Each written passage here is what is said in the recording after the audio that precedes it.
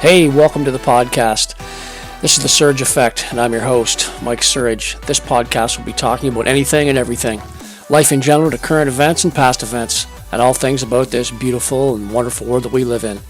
And this podcast, well, it'll probably have an effect on you.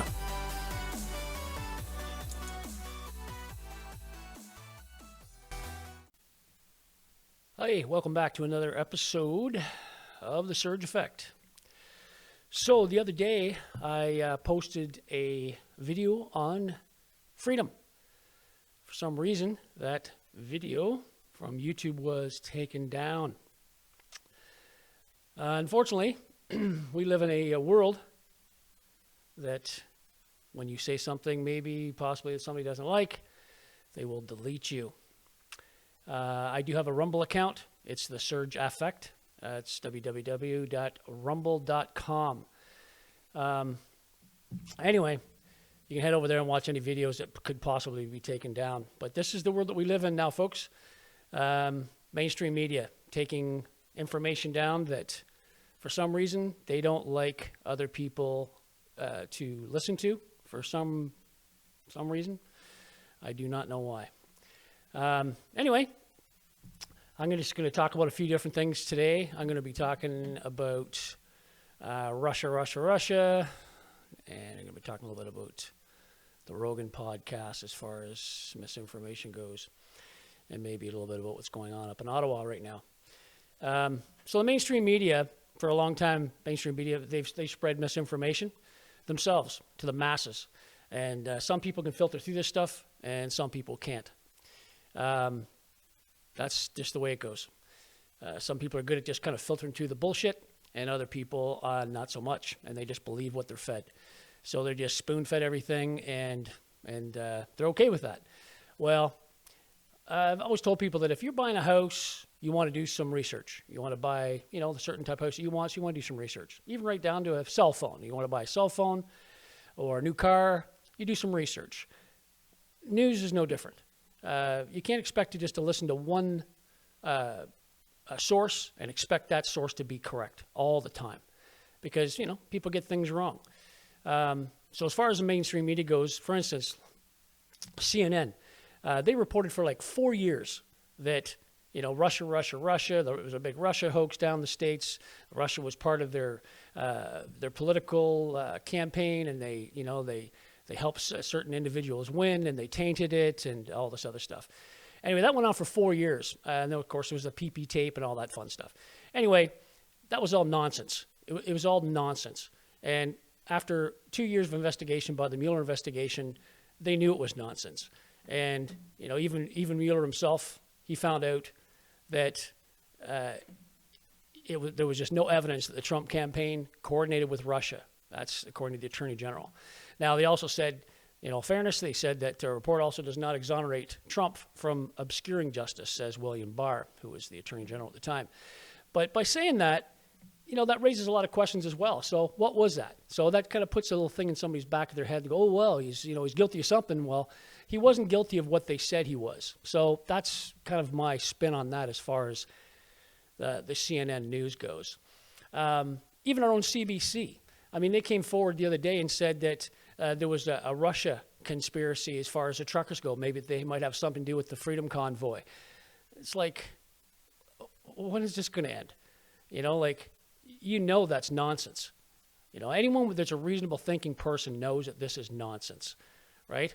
And I do ask that because, given Canada's support of Ukraine in this current crisis with Russia, I don't know if it's far-fetched to ask, but there is concern that Russian actors could be continuing to fuel things as this protest grows, but perhaps even instigating it from the outset. Well, again, I'm going to defer to our partners in the public safety, the trained officials and experts in that area. It's just so ridiculous. Anyway, so some of the truckers, the mainstream media have said when they were formed, the information about the truckers, they were desecrating the War Memorial and the Terry Fox Monument. They were saying that there were swastikas in the House of Commons, like it was plural, or by the House of Commons, like it was plural. There was only one only one. And it was just kind of convenient that that one was found on the first day, in the first hour. Somebody is like a photo op, he jumps out of a truck or jumps out of a vehicle, takes a picture, and off he goes. I mean, one picture of one flag, a Nazi flag, one does not mean plural. And the mainstream media said it was, swastikas. Even in the House, they said swastikas. So that's kind of misinformation as far as I'm concerned, because, like I said, it was only one. Other things that was said, of course, about the Terry Fox monument. It was kind of like they kept pushing the hate and pushing people's buttons that are military people that support their military, especially in Canada. We're very patriotic when it comes to our military. And, of course, they tug at your heartstrings. So when they, say stuff about the War Memorial, and, of course, Terry Fox being the hero of Canada, like I said in my last video that was taken down by YouTube. You can go check it out on Rumble.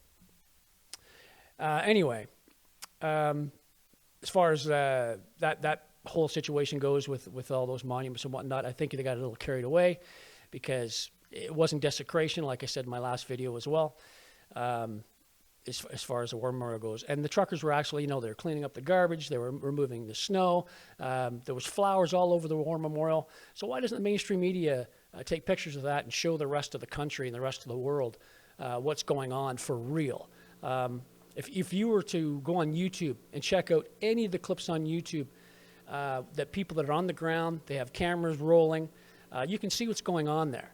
They're dancing and they're singing and they're having a great time doing what they're doing. They're exercising their right to protest, and this government's making them sound out like they're a bunch of terrorists, and that couldn't be farther from the truth.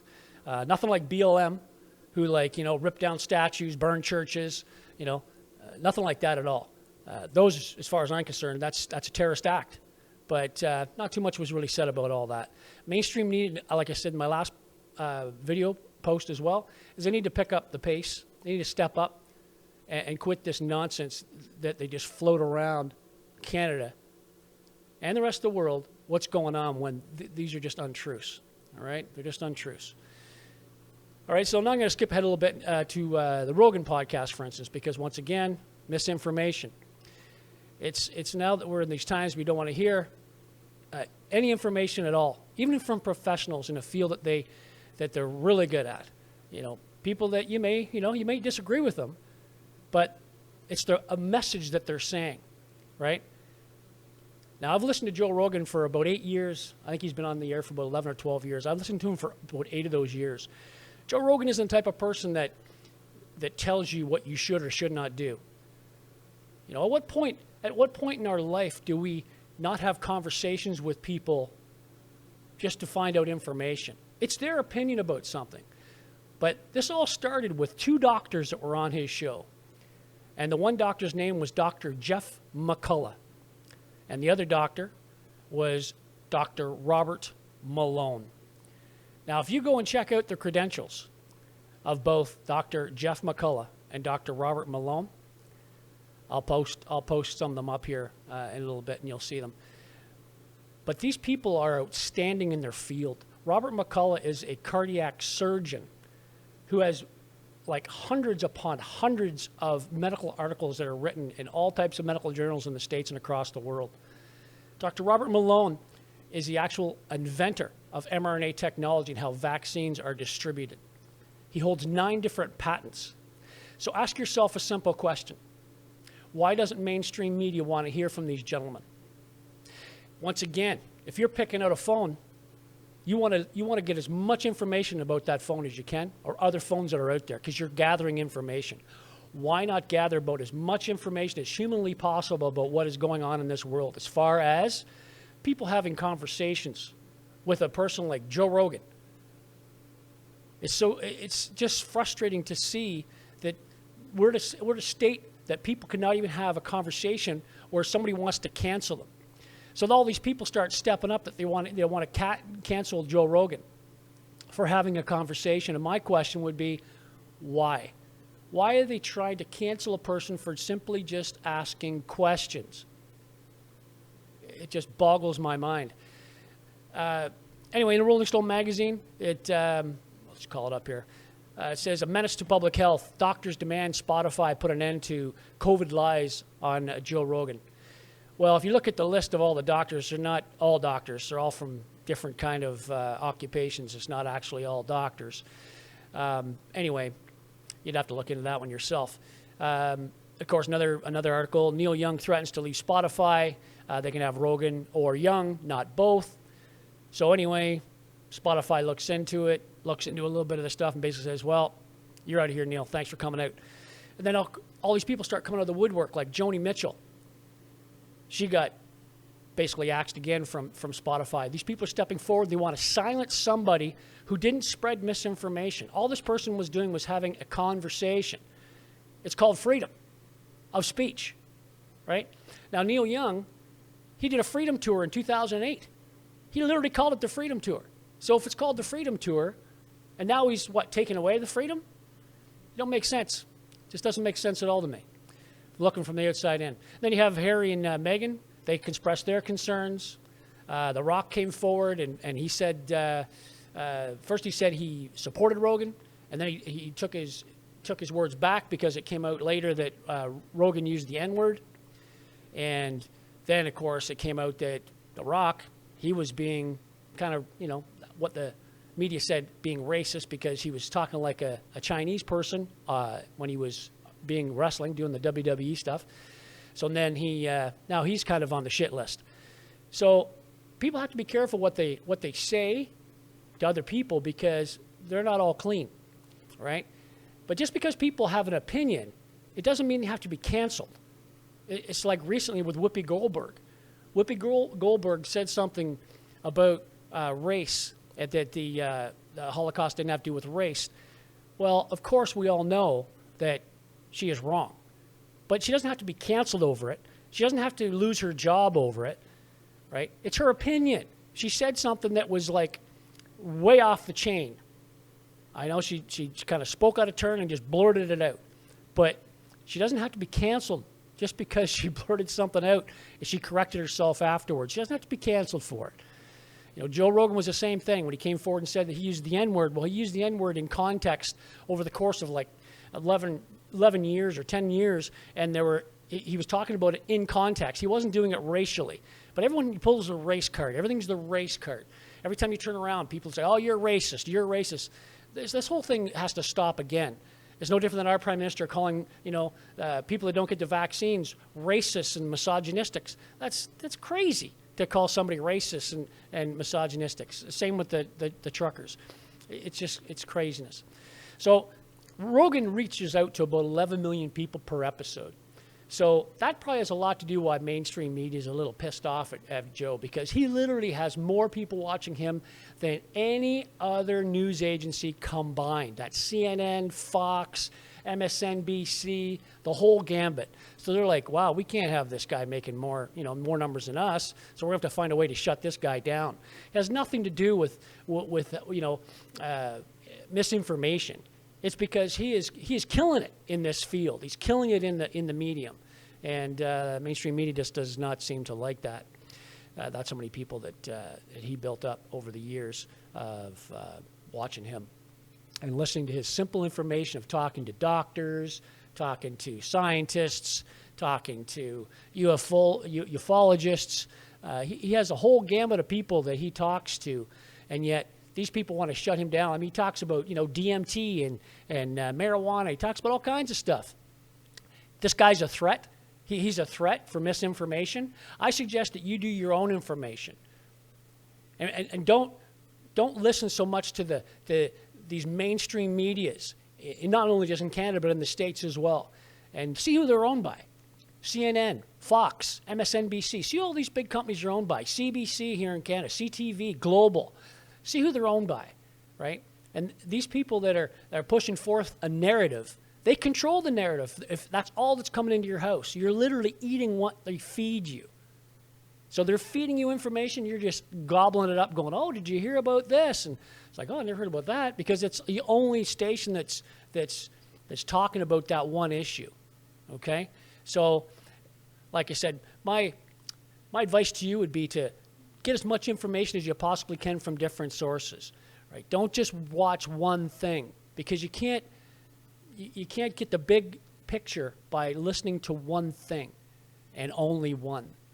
Right? You can listen to Australian news, listen to Skynet, listen to CBC in England, listen to as many different organizations as you possibly can. You'll get the good and the bad. Watch people that are on YouTube that have seen different stuff in the House or in the Senate, or like watched hearings, stuff that you wouldn't normally watch. It's an eye opener.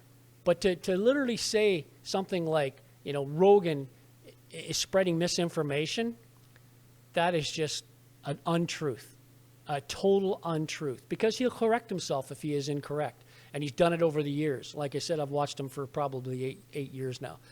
But to have these two experts, like I said, John McCullough and Dr. Robert Malone on his show, and for them to be literally canceled from Twitter, LinkedIn, what other ones that be canceled for Facebook? All these tech giants that are literally saying, "Oh, we don't like what that person said, delete." It's their business. So if they want to delete you, I guess they can delete you and get rid of you. Why join them in the first place if you don't have freedom to express yourself and to have free speech? What is the point of even going into these mediums if you don't have the ability to do that and reach out and touch other human beings? So that's kind of my rant for the last little while here about mainstream media. So please do some homework on your own. Check out your own information. Whether you agree with me or whether you don't, that's totally up to yourself as well. That's just my take on it all. About the mainstream media and the misinformation. It's been going on for quite a long time, and you can really find it literally anywhere. And it needs to be squelched really quick.